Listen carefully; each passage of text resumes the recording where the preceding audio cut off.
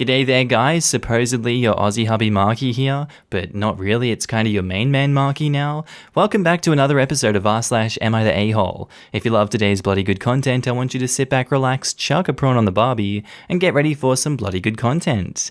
Thank you. Posted by user SensitivePositive37. Titled, Am I the a-hole for getting someone fired when they made a mistake? So I was at a grocery store, shopping for supplies some weeks ago, like 5 to 6 weeks ago apparently. My cart included some alcohol, so I gave my driver's license as age proof. Now for context, I speak with an accent from my home country. English isn't even my first language actually. The cashier and I small-talked before the carting about the accent, and I mentioned I'm from another country. So when I handed my ID to her, she was surprised that it's got a US state on it, and she said that it was a fake. I said no it's not, and she claimed that since I'm from another country, why would I have a US driver's license? I thought she was just slightly confused, so said, I'm not a citizen, but I've lived in the US long enough, and that's why I have the license. Also, I mentioned that my driver's license has a different state on it, and that's where this interaction happened, because I even lived there for a few years. And she's still suspicious, and said that it's not a real license and she can't sell me the alcohol or anything else in the cart. I said that I could just buy my basics and leave the alcohol, and that she needs to confiscate the license. I was annoyed at this point, and said, listen, it's not a fake. If you want, I can show you a picture of my passport to check my name and date of birth, and you'll know that this isn't a fake ID. Then, will you give me back my ID, let me buy my stuff, and let me get the hell out of a public store during the pandemic? At this point, she loses her temper and says, wow, you're really full of stories and excuses, huh? This isn't my first day on the job. I know a fake one when I see one. You aren't getting this back. And then she grabbed a pair of scissors and cut the card up. At this point, I'm furious. My card wasn't a fake, and I was happy to prove it. But now I'm stuck without a convenient ID document, and I need to go to the place, if it's even open, and sit in a crowd during a pandemic to get a new one, and I need to start carrying my passport with me everywhere until it's issued, just so I have an ID on me. So I demanded the manager, created a big deal out of her behavior. I didn't yell, but I was absolutely furious and made it clear how much of a problem in terms of time, safety, and money that she has created for me, and stormed off, and received a gift card for my trouble. I didn't see her the next few times I went in, but I saw someone new. Some polite questioning revealed that she was fired, even though it was her first offense, because they weren't pleased that instead of escalating to the manager, the cashier cut up some customer's ID all willy-nilly. The new guy didn't know that I was the customer. And now I'm torn. She was trying to just do her job, and I didn't expect her to be fired, and during a pandemic where everyone is struggling no less. Of course, I feel like I was justified in making a big stink, but I'm sure an entitled person feels the same when they make a big stink about a store not honoring an expired coupon or something. So tell me folks, am I the a-hole? Look, I would feel bad if I was in your shoes because they got fired and they're losing their job during a pandemic and what are they going to do? But at this point, there's really nothing you can do about it, so it's not entirely worth feeling bad about anymore. Something along the lines of, you can't do anything so why worry, or you can do something about it so why worry? I don't know, I've always found that was a weird phrase. But regardless, this whack job escalated the situation so much further than it needed to be, all because they were convinced that you were a foreigner with a fake ID. That's blatant and unacceptable racism that she deserved to be fired for. You don't want companies enabling and continuing to hire people like that. It's not a good look, and it's certainly bad for business. That worker deserved it, OP. So morally, you're in the clear for this one. I'm going with not the a-hole. Now in the comments, the incredible Rook says, no, you're not. She didn't just make an honest mistake here. Getting confused about the fact that you can have an American license without being American is pretty stupid, but sure, she didn't know. However, cutting it before properly checking if she was right? Hell no, you don't do that. At the very least, she should have let you buy the other stuff and go check with her manager/co-workers about her confusion. But no, she was so certain that immigrants can't have American license, you're illegal, and that I don't have to check up on it, I'm American here and I can't possibly be wrong. She deserved to get fired. Don't feel guilty about this at all. Not the a-hole. I'm not too familiar with the US law system, but couldn't OP press charges? Property destruction or something similar? I think I heard another story where the employee chopped up a valid ID. Cops were called and the employee got into trouble for destroying official documents or something along those lines. If somebody chopped up my ID, I'd probably be freaking out really hard. Yeah, I remember that story. The guy was trying to get beer before his uni class at a convenience store, and the store employee took the card, called it fake, and the manager told her to confiscate it, and she cut it up and threatened to call the police. So he walked out and called the police, then re-entered the store to wait. When the police came, they listened to both sides, checked the cut-up ID, and asked him to confirm who cut it. He said the manager told her to take it, and she cut it. They both were arrested for destruction of government ID, or property, and I think there was another charge too. They were both let go with the order to appear for court, and once the handcuffs came off, the cashier made a run for it. The guy proceeded to buy his beer and went to class late and told his professor what happened and got a pass on being late due to the situation. Not the a-hole. Some things are worth being fired over, even if it's a first strike. Harassing a customer and destroying their government-issued ID in a fit of xenophobic rage is one of those things. Emphasis xenophobic. Cashier deserved everything they got. They actually deserve a lot more than just being fired. Confiscating the ID is fireable, cutting it should have gotten her arrested. So what do you guys in the comments think? Do you have any counter-arguments to this one? Is, it defensible? The person that was the a-hole in the situation here is just a stupid mistake, a lapse of judgment? I'd love to know down in the comments below. Our next post is by user Laughable Lion, titled, "Am I the a-hole for cutting my daughter's hair really short because I was not prepared to deal with it?" So hello. I, 35 male, have 3 daughters, who are 5, 6, and 8. They are biracial. I'm white and mum was black, and have very, very curly hair. My wife passed away 4 years ago, and I've been raising them on my own since then. My late wife's family has always been great helping me out, however, and we went to family functions regularly before the pandemic. My sister-in-law would always take them to a salon that specialized in black women's hair whenever they needed it, and she also regularly helped them out, so I never really learned how to help them with it. Unfortunately, my sister-in-law is also a healthcare worker, and when the pandemic hit, she moved 4 hours away because she specialized in something to do with the virus, and they needed her in that area. Furthermore, the salons have been periodically closing and reopening, and it's hard for me to get appointments. On top of this all, I'm a manager at my job, and we were trying to get all of our clients and employees set up for online work so that we could continue to be productive. And the increased workload has had me working an average of 60 to 70 hours a week for the first few months of the pandemic. Well, 2 of my girls' hair started to get really matted, and it basically came down to the fact that I was not keeping up with things, I admit. Their hair was getting out of control, so I just decided to cut it by myself and figured it would grow back by the time they got back to school and stuff. I cut it really short, but it did not look too bad, as I was following a YouTube video. This was months ago now, but my oldest daughter is still upset about it because she had really long hair before, and her hair takes longer to grow. My sister-in-law finally came back a month ago and is continuing to help my daughters once again. However, the other day when she was at my house, my sister-in-law asked my oldest daughter why they decided to cut their hair so short, and she responded with the whole story about how their hair got matted and their dad, me, made them.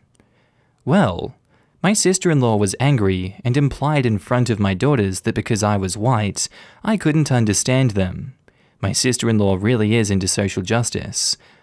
I yelled at her because I really try my best to fight racial stereotypes and stuff, and I certainly don't want my kids to think that I love them less because of their color. While we did apologize to each other, she still claimed I was wrong for cutting their hair. Am I the a-hole for cutting my daughter's hair really short because I didn't know what else to do? OP, she's right though. It's not about social justice. It's about you not understanding how to look after your 3 daughters and relying on others to do that for you. You've had 8 years to learn these skills and yet you chose not to. You chose to always let your wife do it or let your sister-in-law do that instead of taking the lead into learning yourself. That's completely on you. You chose to cut their hair to fix this problem when it was absolutely unnecessary and you knew that it would upset them. You could have taken the time to learn how to deal with matted hair instead of going for the option that solves your problem but hurts your daughters. Yes, working those long hours every week doesn't leave you with much time or energy to learn new skills or socialize or anything like that, but these are your children and they deserve better. You're the a-hole for doing this to them. Now in the comments, AmITheA says, "You're the a-hole. You could use YouTube to figure out how to cut it, but not how to care for it. You wanted the easy way out and didn't stop to think about the message that you were sending your daughters, that their hair is a problem and you can't be bothered with it. Seriously, OP, you've had 8 years, 4 of them on your own, and you couldn't be asked to figure anything out besides make wife, sister-in-law, or a salon handle it until the pandemic made you? What would you have done if the salon went out of business in the meantime? Or heaven forbid if something happened to your sister-in-law too? Not only was this something you can and should have figured out, it's something you should have learned a long time ago. But he really tried to fight racial stereotypes and stuff. You're the a-hole, OP. Not only have you had 8 years since your first child was born, you had a longer time than that before getting to the point of marrying your wife to learn about that stuff. And at 8, she's old enough to start learning how to take care of her own hair. This could have been an incredible bonding experience if Dad had learned and then helped his kids learn how to take care of their own hair. Or he could have taken her to a salon and asked them to help figure out a hairstyle that the daughter could maintain. He had options besides just chopping off all her hair. FFS. You're the a-hole. Why have biracial kids and then refuse to learn how to take care of them the way they need you to? Excellent point. Seems OP expected his wife to shoulder most of the responsibility with childcare. Hair care of children, regardless of ethnicity, is part of childcare, and OP was too lazy to learn how to care for his daughter's hair. This makes me so annoyed, especially knowing how important hair is as a black girl. I completely agree. So I'm actually a biracial young woman, black and Puerto Rican if that matters, and am dating a white man, who I think I'll more than likely end up marrying. So many negative connotations are passed on to young black girls about their hair, and their father cutting it all off because he doesn't want to learn how to take care of it will be damaging to their self-esteem long term. I'm sure if their mum were alive today, she would be heartbroken on the way that he handled it. I certainly would be. Posted by user Major F Up, titled, "Am I the a-hole for taking my nephew back to my sister's husband after she left him with me?" So my sister had her baby 6 months ago, and this morning she brought him to my apartment. It was 10 a.m, and I, 19 male, was half asleep. She asked me if I could watch him really quick because she had some stuff to do, and call her if anything. He was asleep, so I said okay, but he woke up 20 minutes later crying. I gave him his bottle, and he was calm for a bit, but started crying again. I don't know what to do with babies, so I call my sister. She says she's still stuck running errands, but she'll try to be there soon. When I asked if Ted, her husband, could come get him, she said to leave him alone because he's busy with work at the house. Literally an hour later, and he's still screaming his head off. I tried to look up how to calm him down, so I'm rocking him, trying to play on the floor, or showing him my phone, but nothing. He wasn't having it. I call my sister 2 more times. First, she tells me to give him his bottle, which I already did, and says she'll be over soon. Second time, she tells me to relax and is almost done. I called her again 40 minutes later, but this time it goes to voicemail. Then I started to smell something bad, and it was because my nephew had crapped in his diaper. The smell was awful, and I said hell no, because I do not have it in me to change a crappy diaper, and nothing I did was making him stop crying. He was red in the face from crying all this time. I texted my sister telling her I was going to take him to their house, but didn't get a reply. Ted was confused when I got there. I told him my sister said she had stuff to do and left him with me, but my nephew wouldn't stop crying. He has a dirty diaper, and my sis won't answer me. Guys, he was so pissed off. He took my nephew and told me thank you for bringing him back. That was it. And when I got back home, my sister was calling me. She was flipping out, asking why the F I took the baby back to their house when she told me not to. It's because she told Ted that she was taking my nephew to her friend's house to have breakfast so her friend could see him, and now he's mad at her because obviously she didn't do that. My parents told me they're in the middle of a huge fight and I should have stayed out of it and babysat my nephew. I don't know what's going on. All I know is Ted is not talking to her. My sister called me a couple of times to tell me stuff, and she can't believe that I couldn't do one simple favor for her when she needed it. Now I'm feeling bad and I don't know if I should have done different. Was I an a-hole for taking my nephew back instead of waiting for her to show up? Edits, since some of you are focused on the dirty diaper thing, yeah, it makes me sick and want to puke just seeing my sister do it. I'm not going to have kids because I'm not built for that stuff and wasn't going to even try it with him. Also, he wasn't with the dirty diaper that whole time. Less than 15 minutes because as soon as I knew it was a dirty diaper, I drove him to their house. He definitely wasn't dirty before that because he was making a face when he did go, and that's when the bad smell came. You didn't lie and admit the truth from the husband in this situation. Your sister did that. She's the one at fault here. I don't know why your parents are siding with her on this one. Maybe she's always been more problematic in the family and just agreeing with her is less stress on the whole than trying to talk sense into her. I don't know, but that's a ridiculous expectation to put on a 19-year-old, and then to turn on them when they can't handle it is even more absurd. I wouldn't know how to, nor want to look after a baby if I was that 19-year-old when it has 2 parents that are able to do so, and just having it thrust on me out of nowhere? No. OP in this situation did give the sister a chance. Many chances actually to fix the situation, and she kept ignoring him and pushing his kindness and patience away. It's her fault that she's fighting with her partner now, and screw the parents for siding with her. Not the a-hole OP. Now in the comments, Jessica Jones 2 says, not the a-hole. Who lied to her husband? Your sister. Who lied to you by omission? Your sister.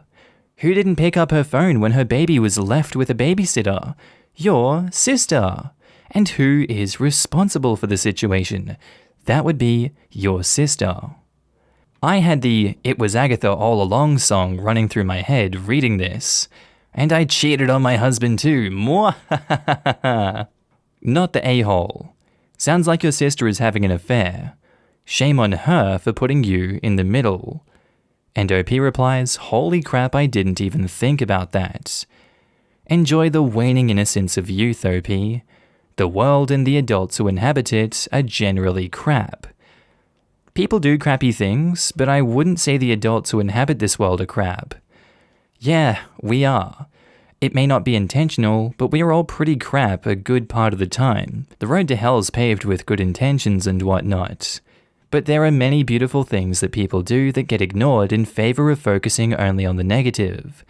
I think, if given the chance to find out, more people do good than you'd ever imagine.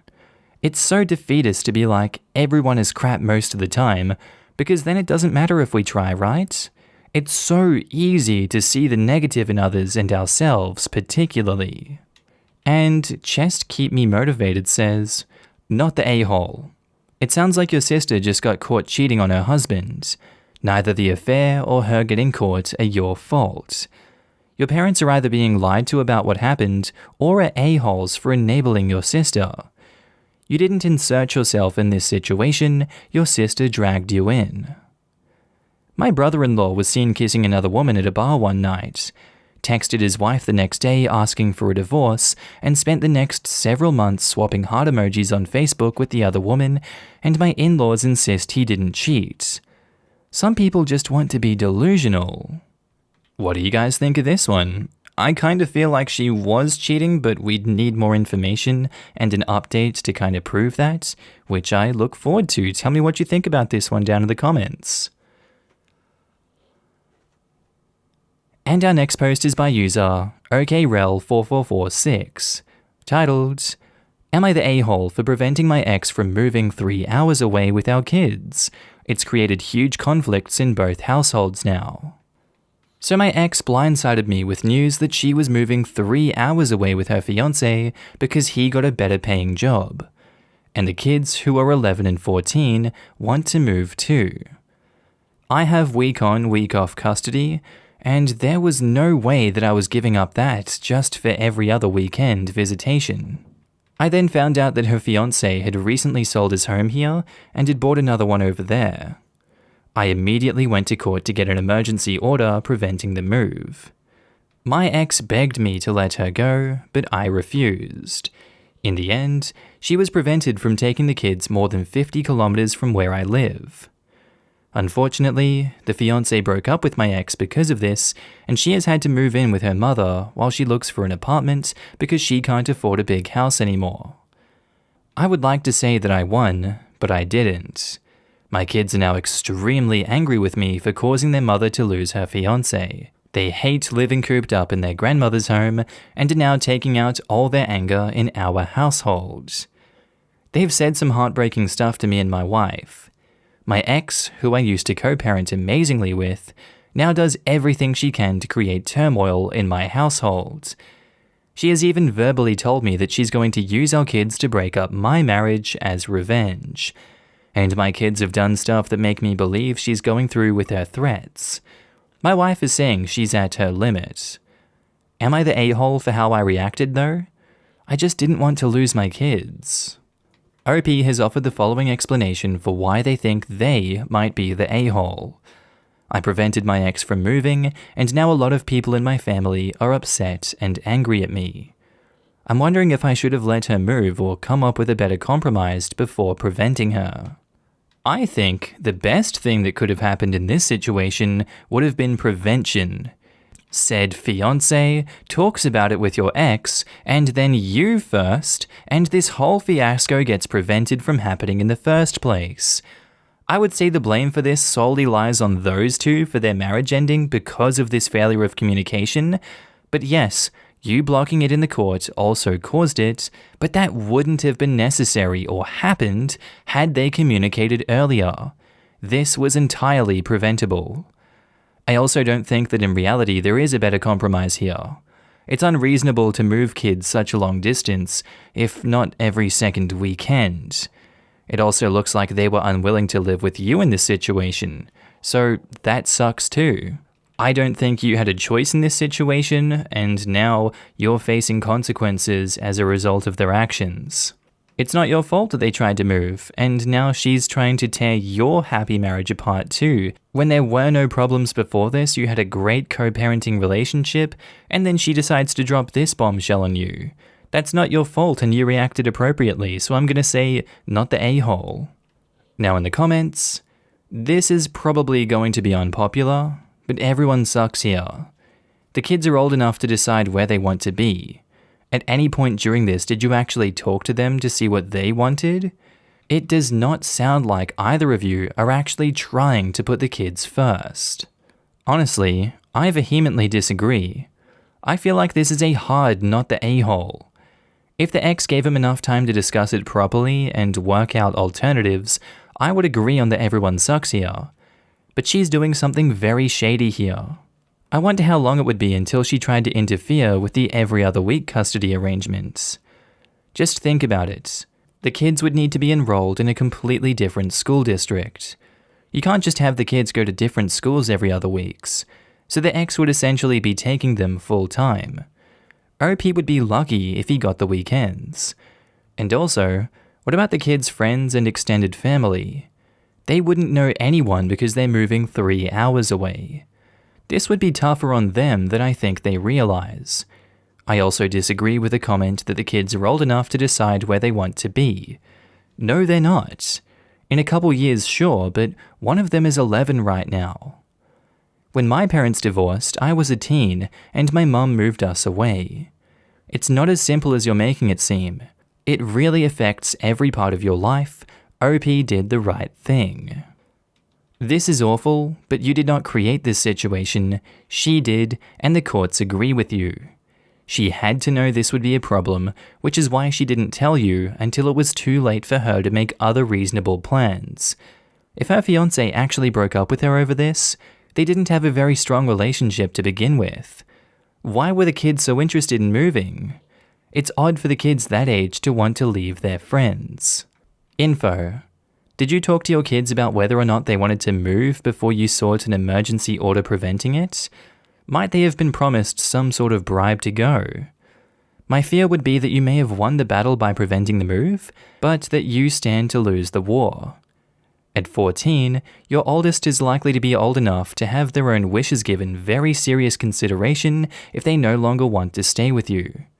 And if your youngest is not yet old enough, they're not far off. And OP replies, they wanted to move, but it was because they were promised a horse at the new house. I felt like they were being bribed to be kept away from me. And kids have a say in custody when they're 15 where we live. My youngest is only 11. If this had been a proper discussion, I might have decided differently, but I felt forced to get the emergency order because it happened so last minute. I hate to say this, but the best solution is to go back to court, show that the kids are being manipulated, using the sudden move as supporting evidence, are in a cramped situation, and sue for full custody. Then start counseling for you, your wife, and your kids. Alright guys, I think that's where I'm going to end today's video. If you need a good laugh, please do check out my second channel, Markee 2, links down in the description below, or it's going to appear somewhere on the screen here at the end, little bubble with my face on it. As always, a big shout out to my Patreon and channel members. Your faces are surrounding me right now, and I love to have you guys with me, and down in the comment sections of each and every video, and just knowing that you're always there to support me. It's a humbling and lovely feeling. And rest assured, I do see you, and I do notice your support, and I thank you every day for being here and helping me along this journey. Not much else to say besides that, guys. Thank you for sticking around to the end of the video. I do hope that you have a good day, night, sleep, whatever you're up to. I will see you in the next video, and thank you again. Bye.